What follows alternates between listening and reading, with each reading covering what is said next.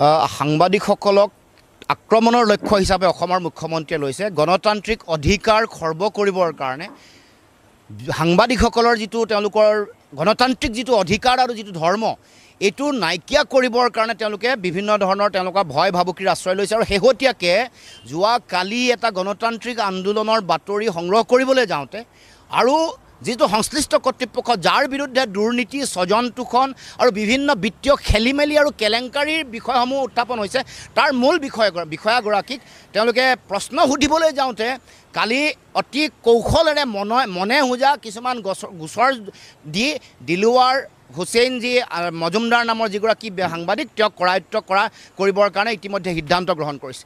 এইটো এটা স্বৈৰতান্ত্ৰিক শাসন ব্যৱস্থাৰ এটা লক্ষণ। অসমত গণতান্ত্ৰিক অধিকাৰ ধ্বংস কৰি এক জংগলৰাজ সৃষ্টি কৰিবৰ কাৰণে মুখ্যমন্ত্ৰীয়ে চিন্তা চৰ্চা কৰিছে। আৰু মূল কথাবোৰ এই অন্যায়বোৰৰ বিৰুদ্ধে মাত মতা সকলো শক্তিকে ভয় ভাবুকি খুৱাই এই বিষয়সমূহ নাইকিয়া কৰিবৰ কাৰণে তেওঁলোকে অপচেষ্টা হাতত লৈছে। এনেকুৱা এই যিবোৰ কথা বতৰা বন্ধ হ'ব লাগিব। আমি অসম জাতীয় পৰিষদে এই কামৰ পৰা চৰকাৰক বিৰত থাকিবৰ কাৰণে আমি সকিয়নি দিছোঁ আৰু ক'ব খুজিছোঁ যে দিলৱাৰ হুছেইন মজুমদাৰক তাৎক্ষণিকভাৱে মুকলি কৰি দিবৰ কাৰণে আমি আহ্বান জনাইছোঁ। কাৰণ এই অধিকাৰ গণতান্ত্ৰিক অধিকাৰ এটা বিষয়ৰ তেওঁলোকে বিষয় পৰিৱেশন কৰা এটা বিষয় জনা প্ৰশ্ন সোধাৰ যিটো অধিকাৰ এই অধিকাৰ গণতন্ত্ৰৰ সৌন্দৰ্য গণতান্ত্ৰিক অধিকাৰ এই অধিকাৰ কোনেও কাঢ়িব নোৱাৰে।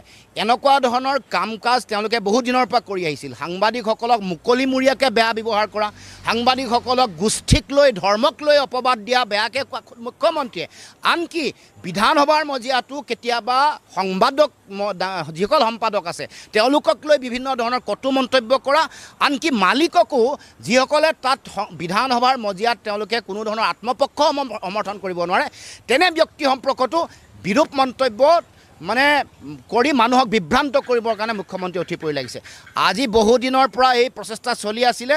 যোৱাকালি তাৰ উন্মুক্ত বহিঃপ্ৰকাশ হ'ল আৰু যোৱাকালি সেইকাৰণে এগৰাকী সাংবাদিকক এনেকৈ মিছা গোচৰত তেওঁলোকে কৰায়ত্ব কৰিবৰ কাৰণে চেষ্টা কৰিছে। আৰু মনে সজা অভিযোগ এটা জনজাতিকৰণ বিদ্বেষী মন্তব্য দিয়া বা ভয় ভাবুকি খোৱা বা বলপূৰ্বকভাৱে প্ৰৱেশ কৰা বুলি কিছুমান কথা মনে সজা কাম তেওঁলোকে কৰিছে আৰু এইটো মুখ্যমন্ত্ৰী হিমন্ত বিশ্ব শৰ্মাৰ নিৰ্দেশমৰ্মে হৈছে।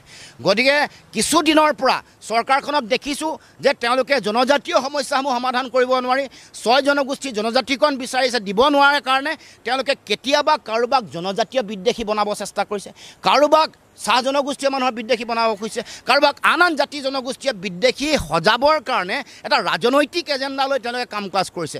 বিভাজন আৰু মানুহৰ মাজত বিদ্বেষ আৰু ঘৃণাৰ ৰাজনীতি কৰিবৰ কাৰণে চিন্তা চৰ্চা কৰিছে। বিগত সময়ছোৱাত আমি দেখিছোঁ বিভিন্ন সাংবাদিকক এনেকৈ বহু অত্যাচাৰ কৰিছিল, কিন্তু গণতান্ত্ৰিক কণ্ঠ ৰুদ্ধ কৰিব পৰা নাই। বহুতক হত্যা কৰিলে চৰকাৰী যন্ত্ৰই, বহুতৰ বিভিন্ন শক্তিক ব্যৱহাৰ কৰি তেওঁলোকক মৃত্যু হত্যা কৰা এটা পৰিৱেশ দেখিছোঁ। বহুত জেললৈ কোনো কাৰণ নোহোৱাকৈ বিচাৰ নোহোৱাকৈ বহুতক জেললৈ নিক্ষেপ কৰিছিল। কিন্তু তথাপিও আমি দেখিলোঁ যে গণতন্ত্ৰৰ চতুৰ্থ স্তম্ভ সংবাদ গোষ্ঠীৰ কোনো কণ্ঠ বা নিৰপেক্ষ যিটো ভূমিকা এইটো তেওঁলোকে ৰুদ্ধ কৰিব পৰা নাই। গতিকে এতিয়া মুখ্যমন্ত্ৰীক সকীয়াই দি ক'ব খুজিছোঁ সময় থাকোঁতেই সম্বিত জ্ঞান ঘূৰাই আনক আৰু গণতান্ত্ৰিক যিবোৰ ঐতিহ্য আছে যিবোৰ অধিকাৰ আছে সেইবোৰ ভাঙিবৰ কাৰণে জংগলৰাজ সৃষ্টি কৰিবৰ কাৰণে স্বেচ্ছাচাৰী শাসনৰ আগমন কৰিবৰ কাৰণে কোনো অপচেষ্টা নকৰিব।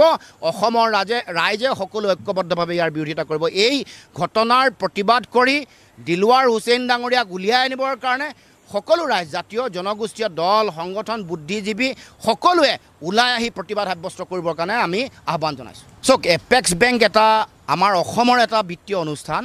এই অনুষ্ঠানটোৰ লগত অসমৰ মানুহৰ আৱেগ আছে। সেইকাৰণে এপেক্স বেংকক ধ্বংস কৰিব খোজা যিবোৰ কাম কাজ বিভিন্ন অনিয়ম বিত্তীয় কেলেংকাৰী দুৰ্নীতি স্বজন তোষণৰ আশ্ৰয় লৈ ব্যাপক ধৰণে তেওঁলোকে যিবোৰ অনিয়ম সংঘটিত কৰিছে তাৰ প্ৰতিবাদ অসম জাতীয় পৰিষদৰ ভাতৃ সংগঠন জাতীয় যুৱ শক্তিয়ে কৰিছিল।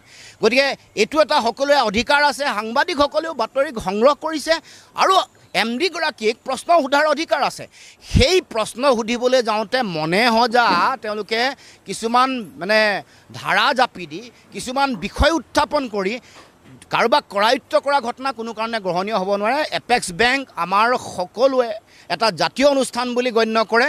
ইয়াক ধ্বংস কৰা যিগৰাকী চেয়াৰমেন, ইয়াক ধ্বংস কৰা MD আৰু মুখ্যমন্ত্ৰীৰ খুদ নিৰ্দেশত এটা সময়ত বিভিন্ন বিত্তীয় কেলেংকাৰী কৰা বাগানৰ মালিকৰ লগত অবৈধ লেনদেন হলিগৰি কৰি ধ্বংসৰ মুখলৈ ঠেলি দিয়া এই কাম কাজ বন্ধ কৰিবৰ কাৰণে আমাৰ যিটো সংগ্ৰাম এই সংগ্ৰাম অব্যাহত থাকিব আৰু এনেকুৱা ধৰণৰ কাম কাজৰ পৰা মুখ্যমন্ত্ৰীক বিৰত থাকিবৰ কাৰণে আহ্বান জনাইছোঁ আৰু তদন্ত তাৎক্ষণিকভাৱে যাতে দিয়ে এটা তদন্তৰ আওতলৈ সকলোকে আনি যাতে এই বিষয়বোৰ পুংখানুপুংখভাৱে চোৱা চিতা কৰি কঠোৰ শাস্তি ব্যৱস্থা কৰে তাৰ কাৰণে আমি দাবী উত্থাপন কৰিছোঁ।